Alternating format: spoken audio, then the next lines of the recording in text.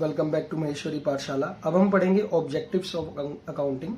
The objectives of accounting are maintaining accounting records. पहला point क्या है बेटा?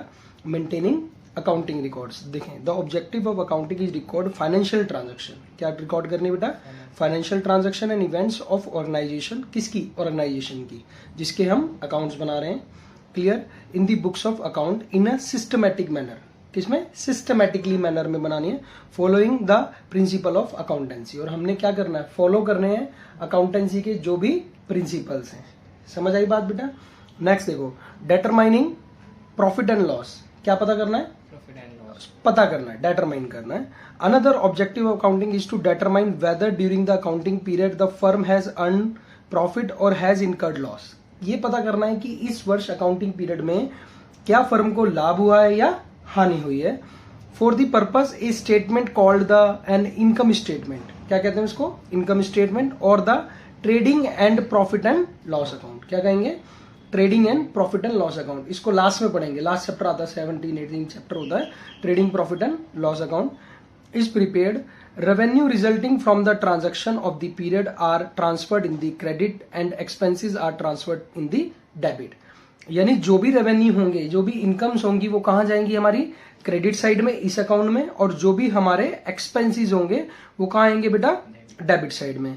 The difference between the two sides is either profit और loss. इनका जो भी डिफरेंस रहेगा वो क्या रहेगा? या प्रॉफिट होगा या लॉस होगा। समझ आ रही बात? Next, determining financial position. हमें क्या पता करनी है? फाइनेंशियल पोजीशन क्या है। Another objective of accounting is to determine financial position. It is known from the balance sheet. किससे पता चलेगी? Balance sheet. जैसे कि आप अभी 11th में पढ़ रहे हैं, आपके अकाउंट्स में 60% मार्क्स आए, तो क्या ये आपकी पोजीशन को पता है कि आपने इतनी पढ़ाई की। और सब्जेक्ट में मान लीजिए आपके 80% उसमें आ गए, 80 मार्क्स आ गए इकोनॉमिक्स में, तो हम कहेंगे यार ने 80% मतलब पढ़ाई की, इकोनॉमिक्स को समझ आ गया उसको। समझ आ रही बात? वैसे ही क्या है, another objective accounting is to determine financial position. हमें क्या पता करना है? फाइनेंशियल पोजीशन पता करनी है। It is non from the balance sheet. कहां से पता चलेगी? Balance sheet. और आपका रिजल्ट कहां से पता चलेगा? आपके रिजल्ट से। रिजल्ट की शीट, समझ पा रहे हैं बात को? Marksheet, correct, which shows value of the asset on the side and liabilities on the other side. एक साइड लाइबिलिटी और एक तरफ एसेट्स आएंगी।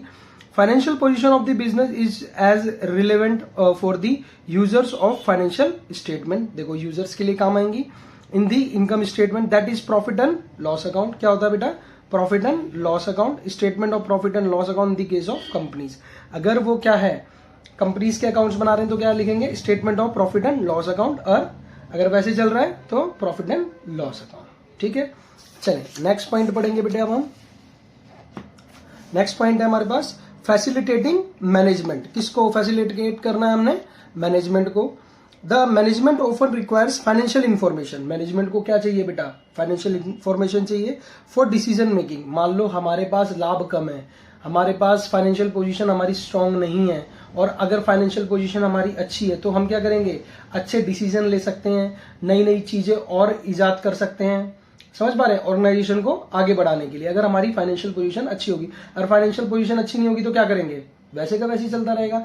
तो मैनेजमेंट भी फैसिलिटेट होता है किससे? इसी से। The management often requires financial information. क्या चाहिए उनको? फाइनेंशियल इंफॉर्मेशन चाहिए for decision making. Effective control, budgeting, budget बनाना आगे का भविष्य का। जैसे सरकारें बजट नहीं बनाती कि भाई इतना रेवेन्यू हमें यहां से मिलेगा, इतना हमें एक्सपेंस करना पड़ेगा, तो क्या है, वो भी अपनी स्थिति को देख के बनाती है कि हमने रक्षा मंत्रालय पे इतना खर्च करना है, बच्चों की पढ़ाइयों पे इतना खर्च करना है। सारी चीजें किससे? ये सारी चीजें किससे डिसाइडेड होती हैं? मैनेजमेंट से। पहले देखेंगे ना हमारे पास है क्या, जब तो हम खर्च कर पाएंगे। समझ पा रहे हैं? Accounting provides financial information to assist the management in discharging this function. Next देखो, providing accounting information to users. हमारा मैंने स्टार्टिंग में ही बताया कि इससे क्या होता है बेटा? अकाउंटिंग इंफॉर्मेशन किसको मिलती है? यूजर्स को।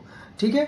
Yet another objective of accounting is to provide accounting information to users both internal and external who analyse them according to their requirements. वो अपने आप से जैसे भी उनको ठीक लगता है अपने हिसाब से उसको एनालाइज करते हैं। जैसे आपने किसी कंपनी के शेयर खरीदने हो तो आप उसकी बैलेंस शीट चेक कर लो, एक बार देख लो कि भाई कितने लाभ हो रहे हैं, 5 वर्षों में कितना लाभ हुआ है, कितनी हानि हुई है, प्रॉफिट्स हो रहे हैं नहीं हो रहे हैं, क्या फाइनेंशियल पोजीशन है, कहीं लाइबिलिटीज ज्यादा तो नहीं है।